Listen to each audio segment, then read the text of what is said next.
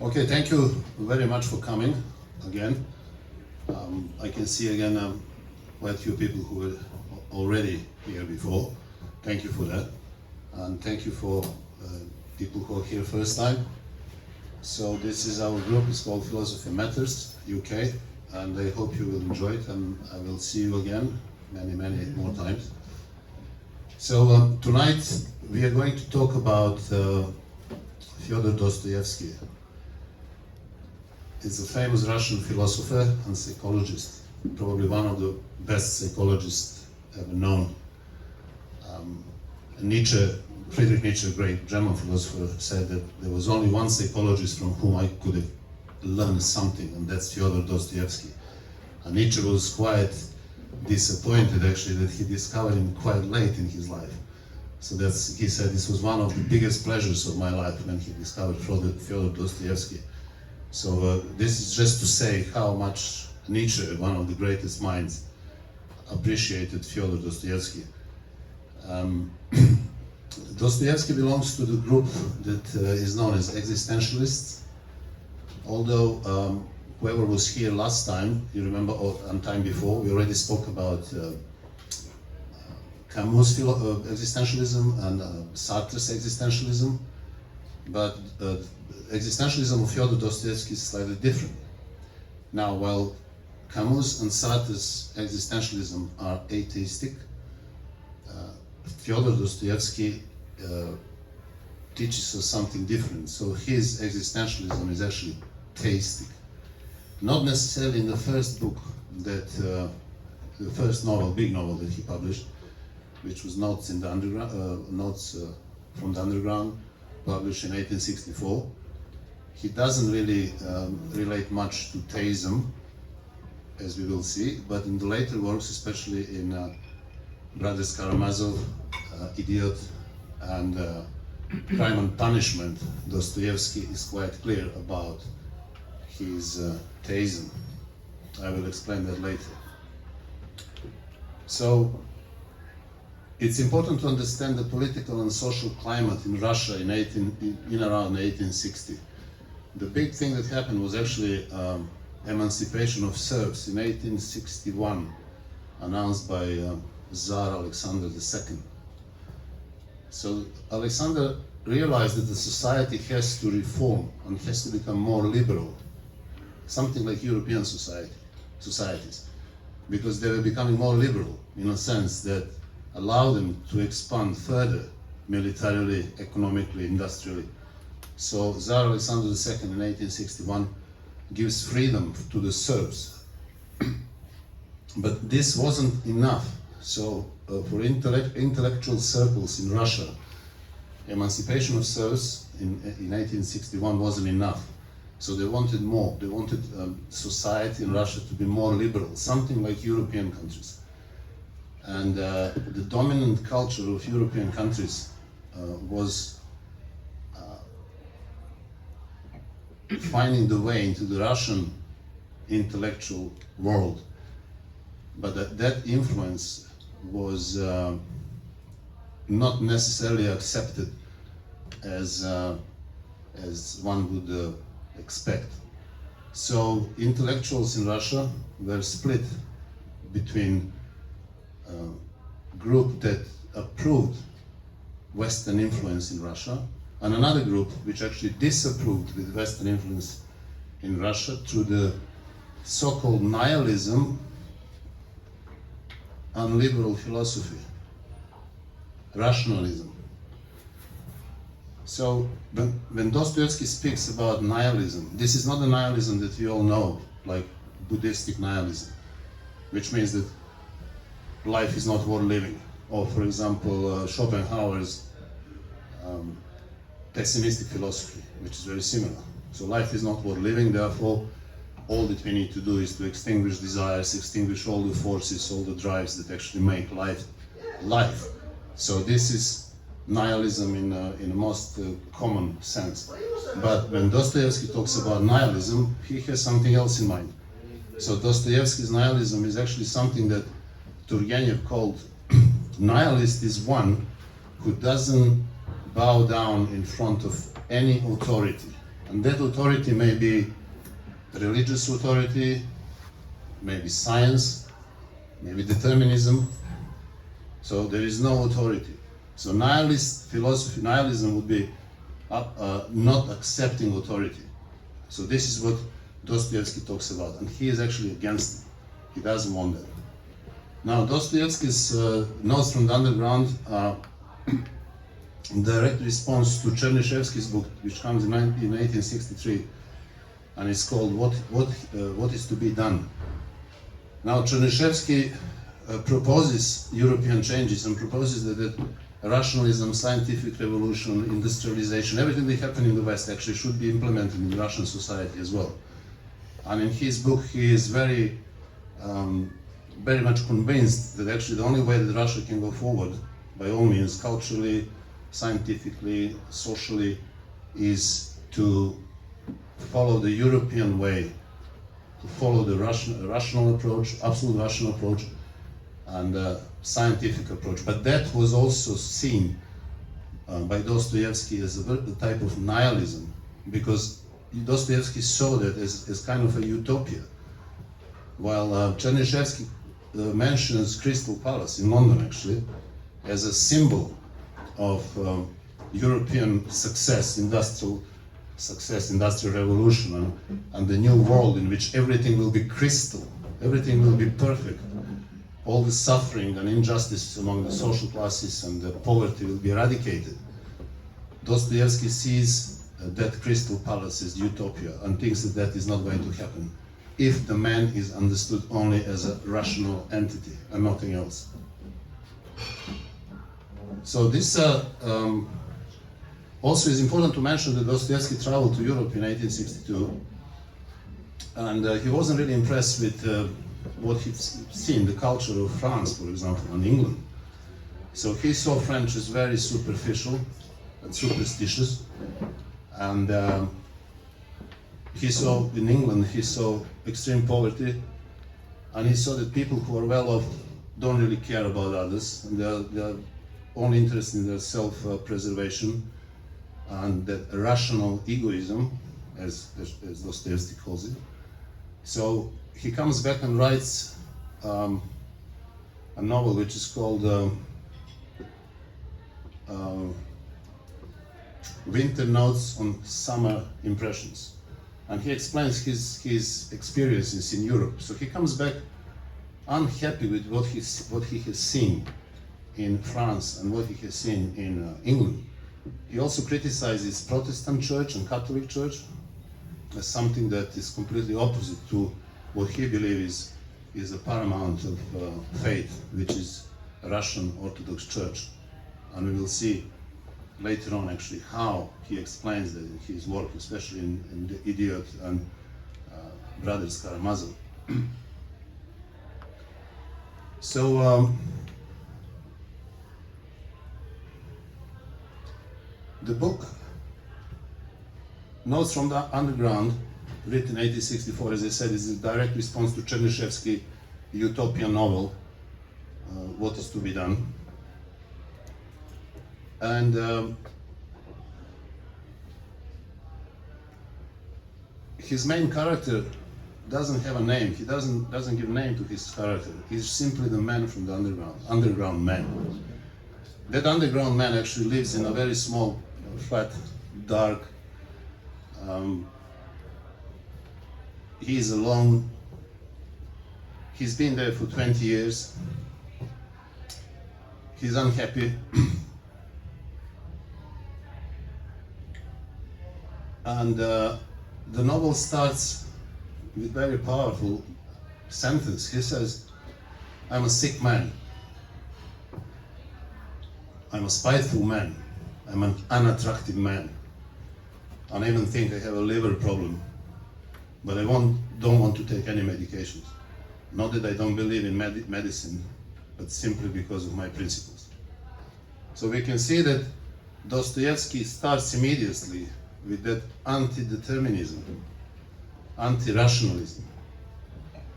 Although he believes in medicine, he doesn't want to take medication because his liver is sick, but he has different principles. He's a spiteful man. Now, underground man also knows that he is intelligent, and he thinks that being intelligent doesn't really help much, because he says, who is the man of action? The men of action are usually dull people, people who are not very intelligent, and they act simply because they take secondary causes for primary. So they never think about consequences of their actions. Contrary to them, underground man is very conscious. He thinks about everything. He knows what the primary cause is, and he knows what are the consequences. Therefore, he doesn't do anything. He's inactive. So everything that is expected, for example, in European culture, to be very active, to be proactive, now we see that underground man doesn't want that. He is inactive, and he explains why is that. He says consciousness is a disease. Extreme consciousness, profound consciousness is a disease. And I suffer from that, because I think about everything. And because of that, I do nothing. I'm sitting in my underground cave and I'm doing nothing. But he says, I find some pleasure in it. This is interesting now. He finds pleasures in something that the European culture wouldn't see pleasure, sees more as a failure. But no, he finds pleasure in being alone and being inactive. And he explains why.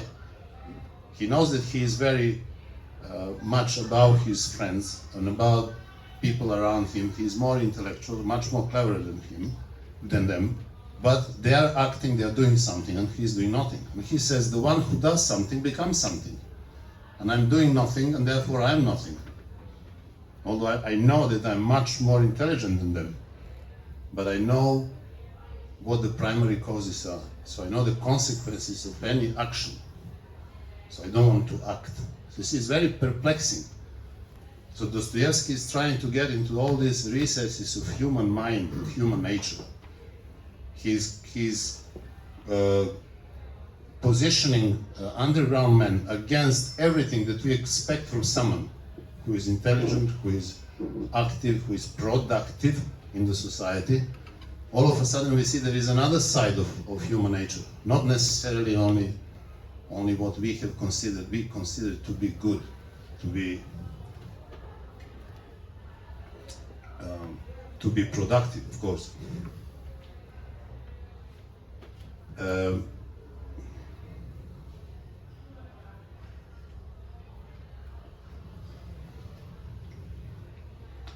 Underground man also reminds us that man always acts, apparently, man always acts for his own benefit. But he says, advantage, what is advantage? Can you tell me, can you explain to me what is advantage? If you look back into history, and we know that man very, very often acts against his advantages and his best benefits, because although he is rational, he will act irrationally, simply to be achieving certain goals that are his and nobody else's. So the man will do irrational thing. He will do against his favor, against his benefit, just to prove that he is an individual and that he wants to he wants to do something which is directly related to his will and not necessarily to his reason.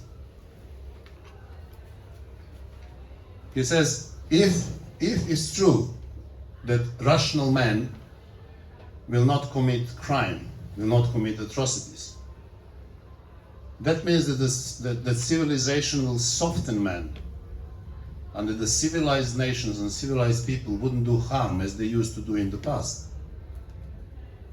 But say, is it true really? He says, let's look at the history. You have your Napoleons, he says.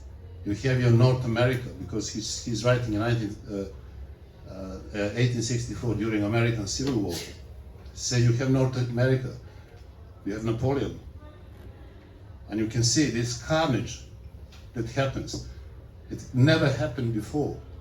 So these most bloodthirsty men are usually the ones who are more civilized.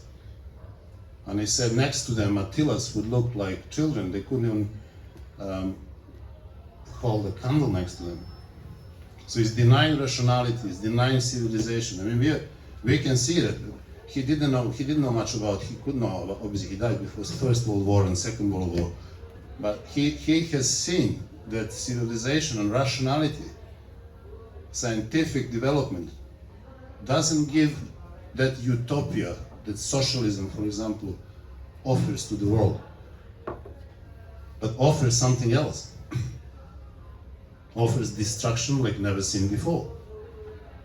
So there is something missing there, and this is what Dostoevsky criticizes in his novel.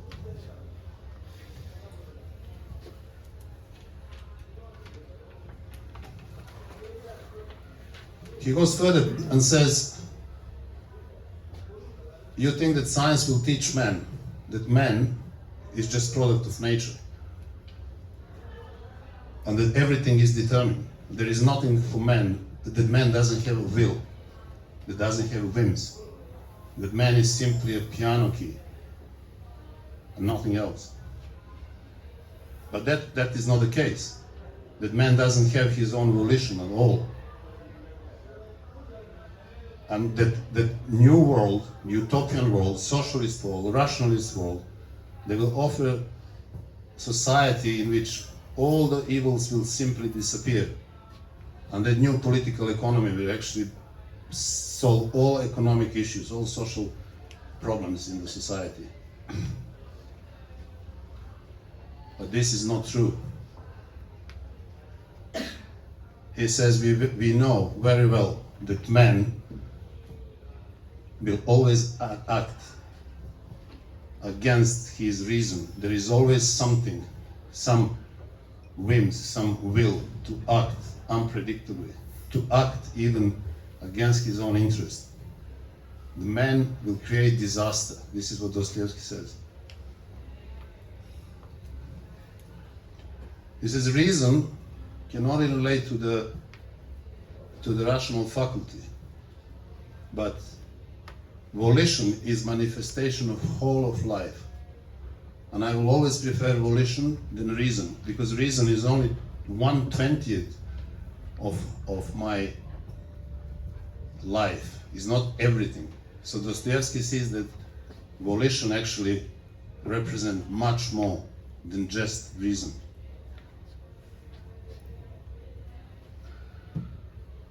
There is a very powerful line in the book that it says, you can shower man with all earthly blessing, immerse him completely in happiness, so grant him such economic prosperity that he doesn't have to do anything. All he needs to do is to rest, eat gingerbread, and busy himself with the continuation of the species. And still the man will do you some trick, because that is not going to be enough for him. So to live in that utopia, to do nothing, to have everything, the man will still preserve his nature, which is unpredictable and which is always ready to create some kind of chaos.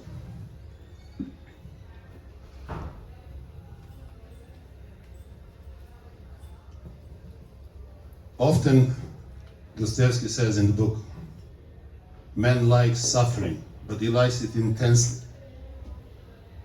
The history is the best proof of it.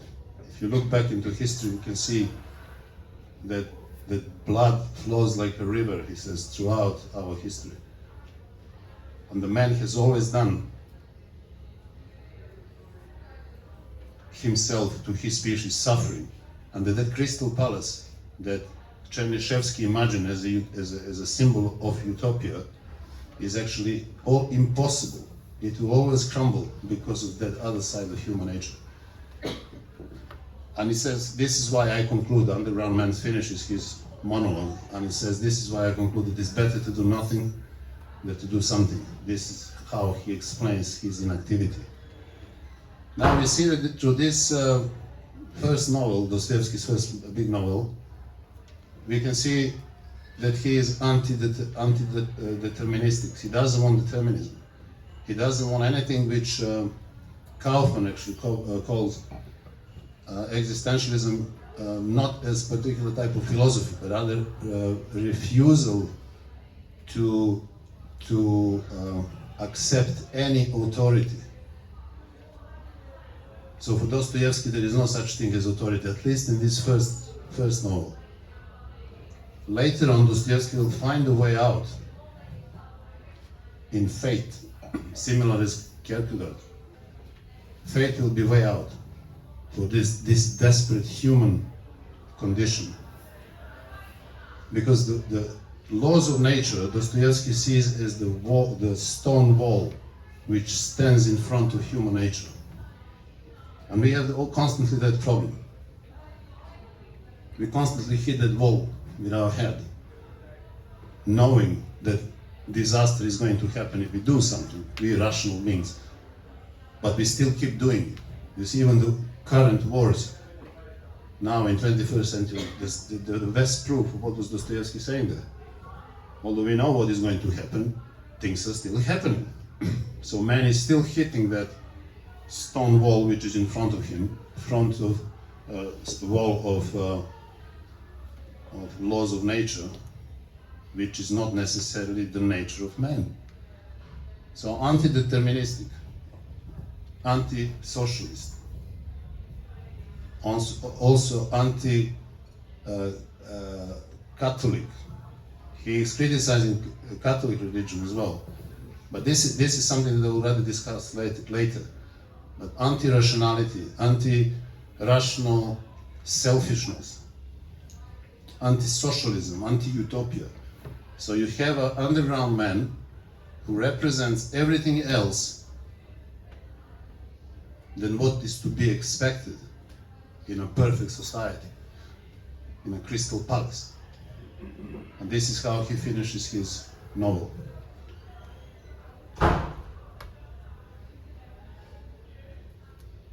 It's a quite confusing. This is the first part of the novel. So the second part of the novel is not that important. It's much easier to read. It's like a story, but it just proves everything that he said.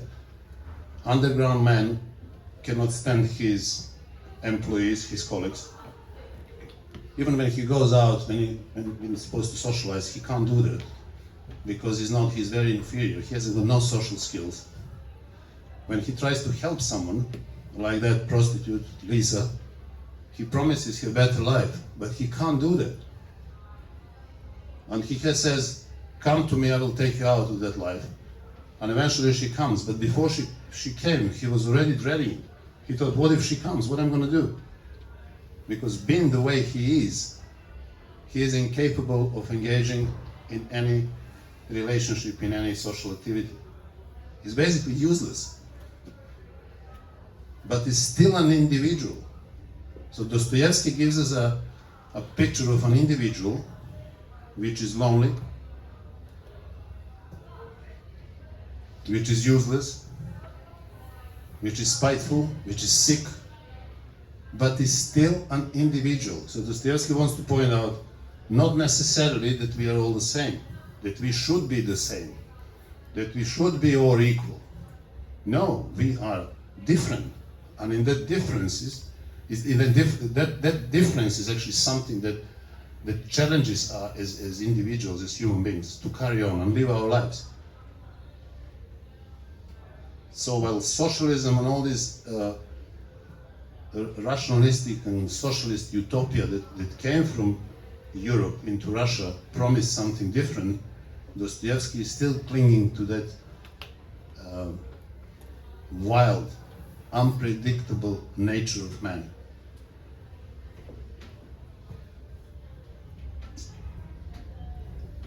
So there is probably much more to say about Dostoevsky, but I would stop here so we can discuss all these main themes, and then eventually use other works of Dostoevsky like Crime and Punishment, The Idiot, and Brothers Karamazov in order to explain some of these themes that I've mentioned. Okay, thank you.